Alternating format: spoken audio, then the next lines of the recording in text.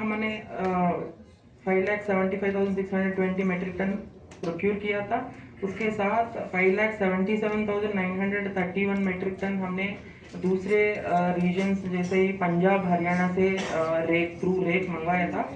उसके साथ अभी तक जो प्रोग्रेसिव इशू हुआ जो जो चाहे ICDS हो, it is around 44,010 metric ton. 2,97,259 metric ton का प्रोक्यूरमेंट किया, डिस्ट्रीब्यूट किया था बेनिफिशरीज को। सो इसी के दौरान हमारे पास अभी भी 6,87,643 मेट्रिक टन का स्टॉक्स अवेलेबल है। So we are on this project and अभी तक we are trying our level best and with the coordination and help of the state government next year 100% जो भी प्रोक्यूर हुआ राइस CMR वो सिर्फ FRK ही procurement होगी except ethanol production and defence. कार्यक्रम के आयोजन के लिए मैं बधाई देना चाहूँगा ताकि जो राइस फोर्टिफिकेशन ये नया कॉन्सेप्ट है इसके बारे में आम पब्लिक में जागरूकता आए। जैसा कि हम लोग जानते हैं कि हमारी विशेष तौर पे जो गरीब लोग हैं उनमें कुपोषण की समस्या लगातार, बेसिक आयरन की कमी, जिसकी वजह से जो छोटे बच्चे हैं अगर 5 साल तक वो लगातार कुपोषित रहते हैं तो बाद में वो कुछ चीज़ें उनके साथ आजन्म रहती हैं।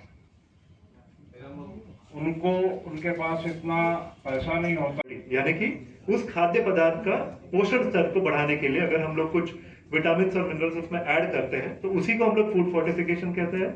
और जिससे कि अगर आप देखेंगे न्यूट्रिशन क्वालिटी भी बढ़ जाती है उस खाद्य पदार्थ की, बट इसके साथ साथ एक पब्लिक हेल्थ बेनिफिट यानी कि जन स्वास्थ्य के लिए जो फायदा होना है वो भी इससे होता है with minimal risk to health, यानी कि बिना किसी रिस्क के या फिर बहुत ही कम रिस्क से ये चीज हो सकती है। इसमें कई सारे पदार्थ हैं जिनको हम लोग फोर्टिफाई करते हैं आज के जमाने में, जिनमें अगर देखेंगे तो दूध है। अगर कोई भी पैकेट वाला दूध अगर आप लेते हैं मार्केट से तो पैकेट वाला दूध आजकल विटामिन ए और विटामिन डी से फोर्टिफाई किया जाता है। और विटामिन ए जैसे कि आप लोग जानते हैं कि काफी सारा रोग प्रतिकारक क्षमता एक तरह से आपकी बढ़ाता है। विटामिन डी हड्डियों को मजबूत बनाता है। सिमिलरली ऑयल के बारे में बात करें तो ऑयल भी आजकल विटामिन ए और डी से फोर्टिफाई किया जाता है। ऐसे कृत्रिम चावल भी बनाए गए, चीन इसका एक उदाहरण है, क्या कहेंगे? कृत्रिम चावल कहाँ बनता है तो मैं नहीं जानता हूँ, ना मैंने देखा है, लेकिन फोर्टिफाइड राइस देखा है और उन्हीं मिलों में तैयार होता है जहाँ पे सामान्य चावल आपका बनता है। उसी में ब्लेंडिंग मशीन लगा के 1% जो है जो पोषण युक्त जो है चावल का दाना है जिसको FRK बोलते हैं, फोर्टिफाइड राइस कर्नल, वो मिलाया जाता है।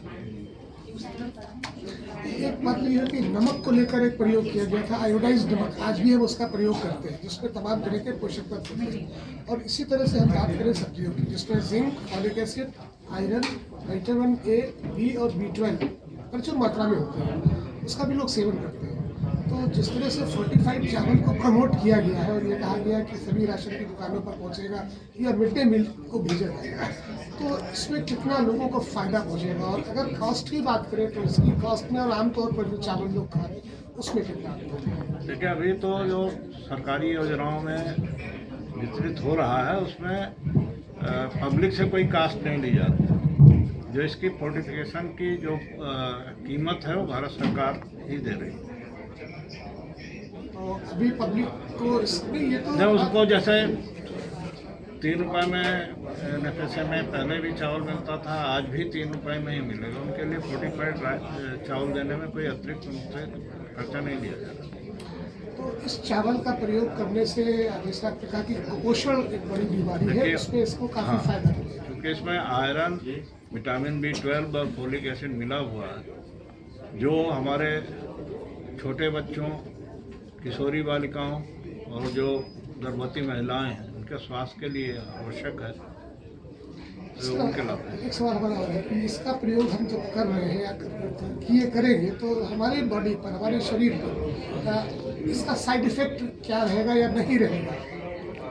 ये मेरा विषय नहीं है, इसके लिए डॉक्टर बागुलकर हैं या सिद्धार्थ बागुलकर है। मैं nutrition and school feeding unit जो हमारा विश्व खाद्य कार्यक्रम का जो यूनिट है नई दिल्ली में, वहाँ पर बेस्ड हूँ। प्राइमरीली फोर्टिफाइड चावल में हम लोग जो विटामिन और मिनरल्स मिला रहे हैं वो आयरन, फोलिक एसिड और B12 है। अभी आप सभी जानते हो कि फोलिक एसिड और B12 जो है वाटर सोल्यूबल विटामिन है, तो एक प्रकार से वो शरीर को जितनी मात्रा में चाहिए उतना ही शरीर उसको ऑब्जर्व करेगा, बाकी जो है यूरिन के द्वारा या फिर एक्सक्रीशन के टाइम उसको निकल जाता है।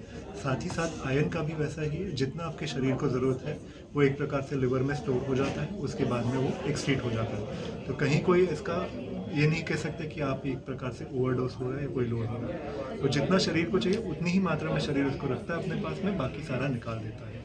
जैसे खाना में आप खाने की बात करें, हम लोग खाने में भी कई जगह पे विटामिन और मिनरल्स तो होते ही है, फलों में भी होते हैं, सब्जियों में होते हैं, अंडे में कह लीजिए, नॉनवेज जो भी खाते हैं तो उनके लिए भी होता है। तो उससे कभी भी हमें ओवरडोज नहीं होता। जो भी हमारे शरीर को चाहिए उतना ही शरीर रखेगा, बाकी सारा वो बाहर निकाल देगा। तो बेसिक तंत्र यही है। आप ये भी बताओ, जैसे हम लोग देखा था कि हीमोग्लोबिन बनाने में आयरन का काफ़ी बड़ा रोल है, अहम रोल है। आयरन बेसिकली लोह तत्व होता है और बेसिकली आप मान लीजिए कि हीमोग्लोबिन बनाने का सबसे पहला अहम रोल उसका। फिर फोलिक एसिड और विटामिन B12 आप कह लीजिए, तो इनका रोल बेसिकली नर्वस सिस्टम को बनाने में है, या फिर एक प्रकार से न्यूरॉन्स जो हम कहते हैं उसमें होता है। और तीनों जब ये तीनों मिलकर काम करते हैं तो ये तीनों मिलकर अनीमिया को काफ़ी उस पर एक इम्पैक्ट हो जाता है कि अनीमिया पे काफ़ी सिग्निफिकेंट उसका कमी आती है। हाँ, मैं इसमें यहाँ पे